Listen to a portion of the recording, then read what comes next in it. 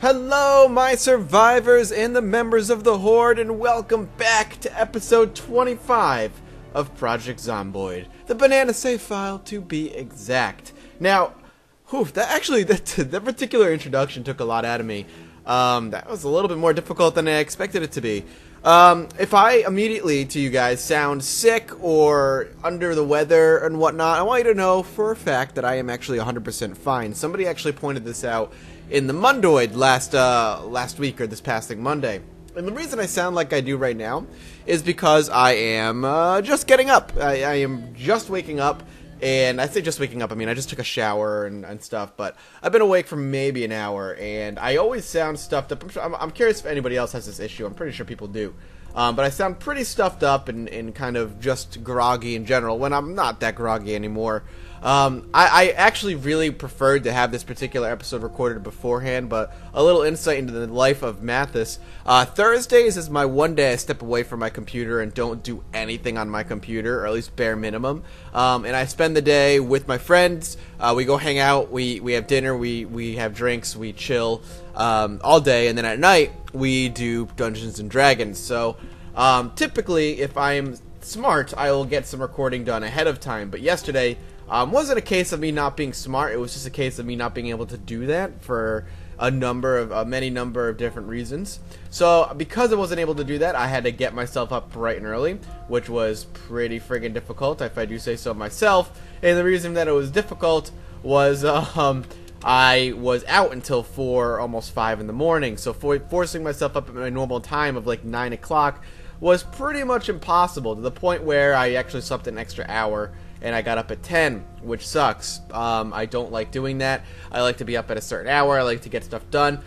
Especially now that I stream Monday, Tuesday, Wednesday, Friday at noon. And I like to get up early in the day going before the stream happens, so I can get all my work done and out of the way before that actually happens. So because it hasn't happened, I have to actually record early in the morning. And I say early, but just as I wake up. And I am unfortunately tasked with doing so while mildly tired still. So for that, if that bothers you, if my voice is a little bit groggy or whatnot, I apologize. I hope it doesn't bother you too much, and it's something we can all work toward or work around and be okay with in the long run. Other than that, we have some stuff we need to get done. I'm still looking for a big hiking bag, of which you guys have plentifully pointed out that I did pass up a few episodes ago. If that's the case, we'll make sure we I don't know if I'm going to go back to where they are, but I will make sure we definitely keep an eye out for them. One thing I think I'm going to end up trying to do, at least in this episode, is setting up a secondary safe house. Some of you have pointed it out that I should definitely do so, and I've actually talked about doing it in the past. So I want to make sure that's something I end up doing. It's going to be near Gigamart, somewhere nearby. I want it to be within the city, a place I can get to if I end up getting caught. So I'll probably end up heading toward Gigamart and figuring out where exactly I want to plop that secondary safe house, all told. I also do want to do some clearing of the area before I even leave. I want to clear out whatever zombies are even relatively close to my current safe house, so that when I come back, I know for a fact that I'm going to be safe from any advancing armies of the undead, so to speak. So I'm going to do a little bit of clearing, a little bit further out than I typically do. Usually I just do around the house, and I'm like, okay, I don't see anything in the nearby vicinity, which should be good. I'm probably going to stretch that out a little bit, probably more to the southeast, and I'm going to be looking. Let's see. I am going to be looking, I guess, further out that way to ensure that no zombies are too close for comfort. And the reason I say that is because there has definitely been me running around down this way before, and I've definitely had to have attracted probably a larger number of zombies than I typically do. So they're a little bit closer than I'm comfortable with them being. I am moving some logs around right now, just trying to take some back. And this guy right here is a little bit scary. That's the second zombie I've seen wandering this way. I'm curious if there's a noise that went off that my character slept through last night that maybe attracted the zombies down to the southeast corridor. And if that's true, if they are going to the southeast corner, then maybe going down this way and looking for zombies will be fruitless. And if that is also the case, that is totally fine with me. I don't mind not having zombies nearby. So that's totally okay. We'll go ahead and put this one in here, and that should be good enough for logs right now. Kind God, this is a... today is a weird day, man. I don't know if you guys can hear that. I don't think you can because it's coming through my door. But I can hear it. There's a gentleman outside having the loudest fucking cell phone conversation right now. He's like saying normal things. He's not yelling at the person. He's like, yep, alright, yep. And he's like having a normal conversation, but he's like yelling at the person. Like, are they deaf? I think they can hear you, dude. You just have to speak. I hate people who do that. Just speak into your freaking cell phone normally, and you'll be fine. You don't need to worry about them not hearing you. I promise you that they'll hear you just fine. Alright, well, there's still a couple zombies over here. Dude, shut up. Just shut up. The person can hear you. You don't need to friggin... Oh my god. Whatever. Anyway, there are some zombies over here. We're gonna clear out two more over here for now. And we're gonna go ahead and kill them off so we don't have to deal with them, hopefully. And there's another one over there, which we will go after. Ooh, did she go down in one shot? Damn, that was good. That was some good stuff. Alright, let's take care of them. Come here. Come here. Daddy wants a hug. Just kidding. You're dead. Alright, and how many do we have over here? We have one over here, near the water. Let's take that one out. I don't want to be adventuring too far. I mean, these guys are probably fine where they are. I don't want to be going I just don't want to be going on like a trail of zombie killing spree. Every time I see one, I'm just gonna walk over to it and be like, "You're dead. You're too close." I mean, they've got trees in the way. Anything not near the coast that's in this field over here needs to die, I think. But other than that, I don't need to go too far. Kill this one off. Should be easy enough. Yeah. Oh, panic! A zombie! Dead. His panic... Something that I would love to see over time out of this game is the panic meter reduced over time. The more you live in this world, and the more you have to end up fighting these things and killing these things, I feel like your panic wouldn't happen as often. You wouldn't panic nearly as often as you say you would early on in the epidemic, where you're not used to this stuff, you're not completely ready to deal with this stuff. You're still really again, you're really new to it. You're a fresh survivor. Panic is something that is generally common at that point. But the longer you do this, the more you kill. Maybe there's even there's obviously going to be traits that reduce panic. But, the more... What? Is there something in there? But the longer you survive, I feel like panic should be less and less of a factor. Maybe the trait that has you panic less ends up costing less to take it, because over time it would become less useful. But to have that immediately might be a good thing. Then again, there are certain... I mean, the panic is supposed to... reduce my accuracy and stuff. And you don't really feel the effects of it. So maybe at the same time, as making it, become less useful or less frequent over time, you should also make it way more of a hindrance on you early on. So, when you're a fresh survivor, panic is way more detrimental than it actually is right now, because I've never really felt the effects of panic. Panic's more of a useful tool for me to detect zombies. He's not panicking anymore. If my character panics, I know there's a zombie nearby, even if I don't see it. Pardon me, sorry about that. Yeah, even if he doesn't see it, it's a useful tool for me to detect it, but really doesn't have any hindrance in my gameplay. Maybe it's something that should have a much bigger hindrance on my gameplay, so that, early on, being a survivor, panicking is actually a really bad thing. And if your character starts to panic, like anybody else who's panicking in real life, you're going to end up wanting to run away, not deal with the situation at hand. And over time, panic should become less and less of a factor. So, like I said, that trait, if there is a trait that reduces panic overall, might be really good early on, but really shitty later on, so maybe reduces the cost of that particular trait to take it to something like maybe 1 or 2 points as opposed to whatever it ends up being, or whatever it ends up being now. Again, I'm talking out of my ass. I'm talking game design at you guys very, very minimally and kind of off the cuff. The logistics of it could be changed at any moment. Particularly, let's look at our character stats. Okay, so I've killed 405 zombies. I've been alive for 1 month, 7 days, and 6 hours, so a month and a week. And he's, killing 405 zombies. About to be 406 if you had to say so myself. Ends up being, he still panics at the same amount. I definitely think at this point in his life, he should not be panicking nearly as much, if at all. Alright. It's late. I don't necessarily want to go to Gigamart quite yet, or at least in that direction, so we're not going to. Sorry, just doing a loop around the house to make sure everything is safe. So we're going to go ahead and wait. We'll leave in the morning. Doing that clearing was nice. I'm actually happy that I did do that clearing because I feel a little bit more at ease that there are no zombies immediately in my vicinity any longer. So we'll speed up time to about 8 o'clock. We'll get our character in bed, and we will head to Gigamart bright and early in the morning. So let's go ahead and sleep.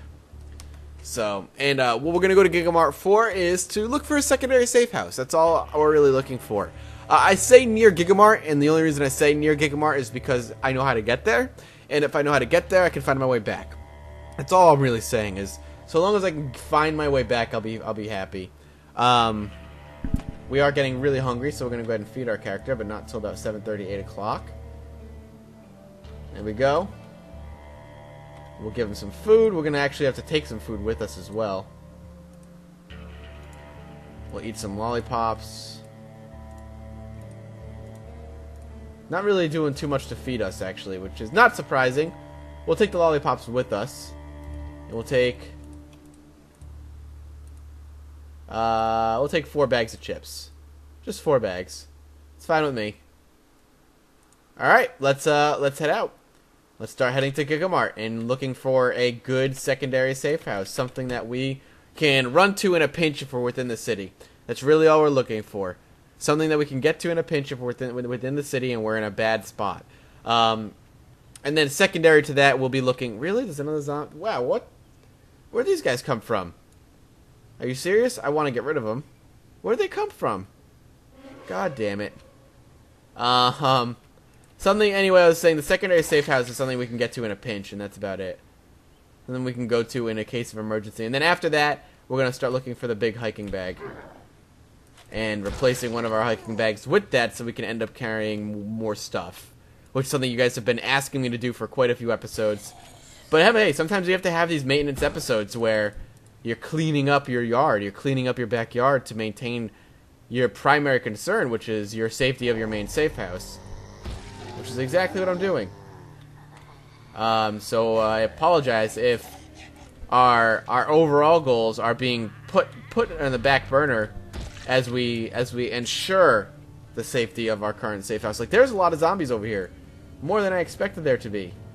Not an unmanageable number. We can definitely take them out. I'm not concerned about that, but I'm concerned that there are so many here. And over time, running around and causing a lot of noise has definitely drawn them here. So it's about damn time I took care of the situation, in all honesty. So that's something we're going to end up doing right now. Is that a zombie over there? No. Alright, we got at least 2 more that I'd like to clean up. Maybe 3. We'll see just how bad it is when we get into the streets, but... Our sneaking is actually allowing us to approach this relatively large cluster of zombies, either being unnoticed or being only noticed by one, which is awesome. Okay, not a zombie. That's what I'm doing. I'm doing the back test. I love that I can do that. Just like turn around and see if they disappear from view. Something that needs to changing. I suggest, here's another suggestion, game design wise. Maybe when I turn my back, they don't necessarily disappear. Their figure remains where it was. And if I turn around and they moved, they then fade and reappear where they are now. If that's something that you guys could pull off. If you could, I mean, that way I can't just turn my back and test if one of the crawlers is a zombie that's alive or dead. And, without exploiting the game mechanics in that way. I mean, I know it makes sense to my character to not see it, but maybe I'll be like, boom. And what my character remembers is that there's a zombie here and there. But when I turn my back, that might not be the case. They could have moved at that point. So that's when they fade and reappear in a different location. I think that would be a bit more, not necessarily realistic, but less. I cannot, people won't be able to game the mechanics if you do that. Because right now, all I gotta do is turn my back to see if a zombie on the ground is a crawler or not. And the danger of crawlers, at least, the potential danger of crawlers, is that they are unknown. You don't know if they're alive or dead. You don't know if they're just lying there as dead zombies or not. And you could be nervous if they kind of treat all bodies on the ground as dangerous. And that's something that, it's funny because it's something that could completely change the way you play a game at that point. I remember one of the big things. Okay, run. That guy got fast. I remember one of the big things was rain. When rain got implemented, that completely changed the way, at least I ended up playing Project Zomboid, because it required me to actually think, when do I want to go out? If it's raining, do I want to risk going out in the rain? Do I want to deal with, the potential disabilities that the rain can bring me? And the answer was always no, you don't. I don't want to go out in the rain. But before that, rain wasn't in the game. Before that wasn't in the game at all. I was a much more, reckless person, I guess is the way you want to put it. Maybe not reckless, but I didn't ever really worried about when I was going to go out. But now, the addition of rain made me not go out on certain days, and essentially what that did was put a drain on my resources.